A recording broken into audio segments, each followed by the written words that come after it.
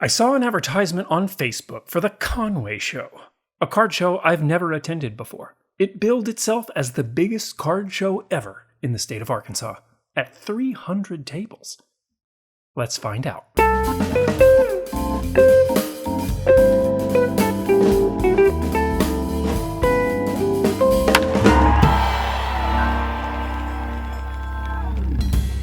Conway, Arkansas is about a 2-hour drive for me, so I approached with skepticism. If I drove 2 hours for a rinky-dink collection of Pokemon dealers and bearded weirdos selling 3D printed dragons, I'm going to be pissed. But as I approached at 10 a.m., the advertised show start time, the parking lot was already impressively full, and as I walked up, there was already a line to get in. $5 admission, and holy crap, this show is huge. My rigidly structured self was soothed by the layout. I could start in one corner and go aisle by aisle in straight lines. The first dealer had a Harper debut rookie for $15. I've got 2 of them already, and the kid has one too, so I wasn't particularly interested in buying it, but it gave me an instant gauge on price, as I would expect to see this card in the $5 to $8 range. The same dealer, though, had some stellar 50-cent boxes that gifted me a 94 Bowman Derek Jeter, a Billy Wagner pre-rookie, an 81 Bench, an 80 Yaz, a 92 Topps Gold Jim Thome, his first Topps card and what I consider to be his rookie, even though some of you out there want to go fisticuffs with me over that designation. A 2005 Topps insert recreating the rookie card A-Rod should have had but didn't due to a licensing dispute because A-Rod's $500 million in career earnings just weren't enough for him, I guess. An 80 George Brett, an Ichiro Rookie Cup card from 2002, a 74 Catfish Hunter, and others. Great Hall of Fame cards, great prices, and a great start to this show.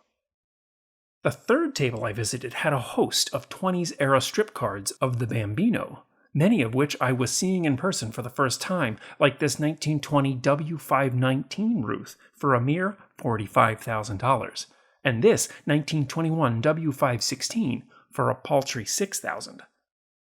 This Harrison Bader 2025 Topps Chrome Wave Refractor would have been mine for $1, but $12 is exactly $11 more than I'm willing to pay for it. So there it stayed, much to the consternation of the dealer, who was not going to sell it to anyone else at this show.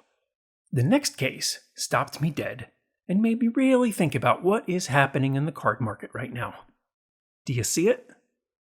In what scenario on our Earth, oxygenated millions of years ago by the process of photosynthesis through evolved cyanobacteria, does an 89 Upper Deck Griffey rookie, any 89 Upper Deck Griffey rookie, sell for more than a 54 Topps Jackie Robinson? 8 times as much in this case. Oh, it's the grade. There are as many Griffey PSA 10s as there are total 1954 Topps Jackie Robinsons in any grade. Griffey prices have officially left the chat. Needing a good discount box to bring down my blood pressure, I tucked into a 3 for $1 bin of mostly 1977 Topps cards, all in top loaders and sleeves. Now remember, a top loader is minimally 15 cents on its own, so the cards here have an effective price of 18 cents. A price unlike that Griffey that is connected to the reality in which the rest of us all live here. And for that low price, I snagged a Catfish Hunter, Pete Rose, Willie McCovey, Willie Stargell, Johnny Bench, Rod Carew, Gary Carter, Carlton Fisk, and Tony Perez. All the cards were in excellent condition, a few even ex-mint. They'll go in my Hall of Fame box, and in 30 years I am quite certain they will be worth more than the 18 cents each I paid for them. As I turned around and started a new row, I came upon a dealer who greeted me kindly and asked me what I collect. I told him while wearing my trademark Phillies gear that I collected mostly vintage Phillies cards, and he smirked and said, "Wait, are you the Phillies guy from YouTube?" I am indeed. It takes a true fan to recognize me, as I run this channel more or less anonymously and have never shown anything but my hands. Although this is my real voice. And this guy ID'd me in about 4 seconds. As it turns out, he recognized some of the other card shows I've attended in the area, and brought a card to this show just in case the Phillies guy showed up. So out of his personal stash, he pulls this 1995 Bowman's Best Bobby Abreu rookie, in an SGC 9 for $5. Bobby Abreu is on the Hall of Fame ballot right now. He's been creeping up in votes, but he'll be on the border if he does sneak in. We'll see. Typically, I wouldn't seek out a slab, as I prefer my cards naked like the day they were born, but in this case, I bought the card.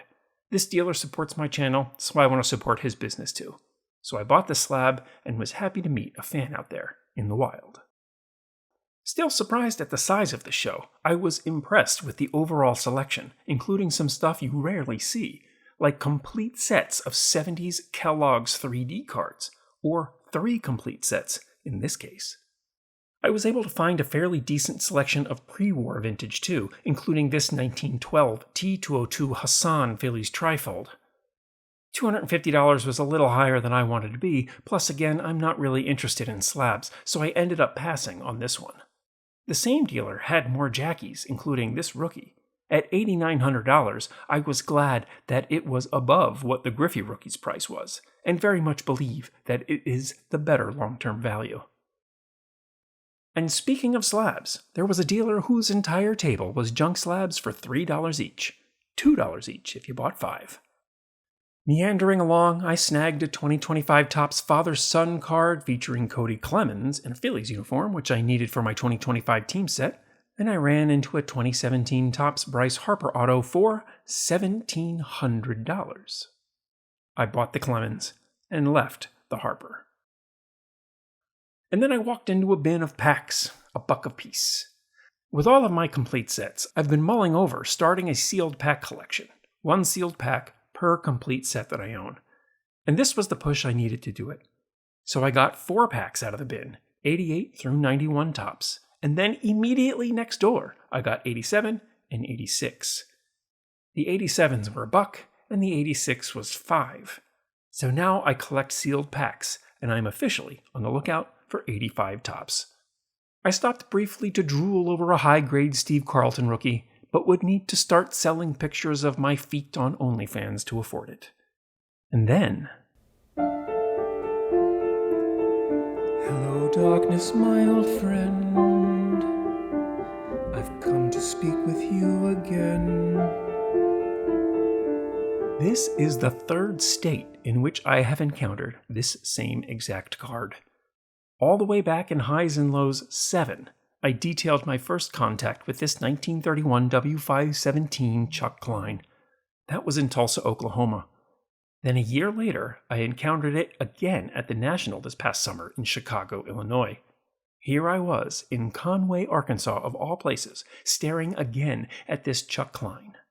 There are forces at work I don't yet understand, dimensions of time and space willing me to buy this card. But I didn't buy it. 3rd time was not a charm. What I did buy was this 1916 Sporting News M101 card of Milton stock. The dealer wanted $100 for it. The card looked clean on the front, but on the back... I wasn't too concerned about the writing. Light pencil like that is easy to remove. I was concerned about the price. So a quick eBay check revealed recent comps of an SGC 5 that went for $53 and an SGC 3 that went for $49. I was holding an SGC 1.5 for $100. Now I've bought a bunch of stuff from this dealer before, so I showed him the comps and offered him $50. He hemmed and hawed a little bit, but couldn't argue at the comps, which were sold on Greg Morris. We had a deal at $50. But I wasn't done shopping. Also in the case was a stack of 1960 Leaf cards. There are some Phillies in that set that I don't already have, and outpopped Jim Owens and Humberto Robinson. $2 a piece in fine shape. Yes, please, and thank you very much. Also in the case was this 1941 double play featuring Dan Litweiler and Pinky May, another oddball that I didn't already have. And since I was buying all the Philly stuff, he pulled out this card. A rare one that I hadn't ever seen. It's a 1951 Topps Teams card, one of a 9-card set issued by Topps before the 1952 set that made their mark. These cards are as scarce as any vintage cards can be, and I scoured the card trying to find a way to justify the $300 asking price. There was a huge crease in it, full top to bottom. and that was pretty much the deal breaker. Without the crease, I'm probably a buyer at $300. With the crease, I would want to be more around $100, more in line with what the other team's cards sell for, apart from the Brooklyn Dodgers card, which sells more because Jackie Robinson is in it. Maybe I'll regret leaving this one in the case, but he just wasn't budging on the $300. So I shook the guy's hand for the M101, the 60 Leafs, and the 41 double play card, and walked away, hoping this wouldn't be my only ever opportunity to own the 51 Topps team. By the way, I was right about the M101. When I got home, I cracked it out of the slab and did what you're not supposed to do. Using very light pressure and a new eraser, the pencil came right off. No paper loss, no residue, no evidence it was ever there. And it's my card, so I'll do with it what I want. And what I wanted was to erase the pencil on the back because it's just that easy to do. Anyway, back to the show. Another reason that I left that 51 Topps Teams card in the case is I was legit running out of money. That card would have wiped out this month's entire card budget, and eaten into most of next month's too. I would have had to leave. Leaving that card in the case meant I could keep on searching for treasure. The last table of the last row had a mishmash of stuff in it. Thinking about heading for the car, something caught my eye. And tucked away in the top corner of the last case was a Chipper Jones rookie. No big deal, right? But why is the price $1,200? Wait, is that a Desert Shield card? Upon closer inspection, there it was, the elusive 1991 Topps Desert Shield Chipper Jones rookie in a PSA 7. Why wasn't this card right in the middle of the case? Right below the chipper was 2 stacks of cards, tucked up under the edge of the case, making them difficult to see. Wait, are those all Desert Shield cards? Nonchalantly, the dealer acknowledged them. Yep, I've had them for a while. Dude, are you kidding me? So I asked to take him out, and I flipped through the stacks, and there are 6 Phillies cards in there. For those who aren't up to speed on their baseball card history, in 1991, Topps made a special edition of the 1991 set, branded with the Operation Desert Shield logo in gold foil, produced them in the quantity of approximately 1 pack per active duty soldier, and sent them to Iraq for distribution to the soldiers serving in Operation Desert Shield, which became Operation Desert Storm, otherwise known as the First Iraq War. How many of the packs actually got to the soldiers is unknown. However many did, hardly any of them made it home. The Desert Shield cards are about as rare as any card could be from this era, and they represent not just baseball history, but American history too. The dealer had no idea what he wanted for them, so I offered $25 for the 6. He chortled a little bit, but eventually accepted, as he couldn't find a better comp to oppose the offer. Desert Shield prices are all over the place, since each card is so disparate in the total known population. I think I got a great deal at a little over $4 a card. And just like that, I now have a new team set to pursue, as completing a 1991 Topps Desert Shield Phillies team set seems like a lot of good collecting fun. The show being so large, it took about 4.5 hours to get through it all. I thought about staying longer to go through some dollar boxes, but decided that my show had already been a rousing success. This was billed as the largest show ever in Arkansas, and I believe them. Worth the drive, worth the money spent out of my precious card budget, and worth the new story I got to share with you. Thanks for watching.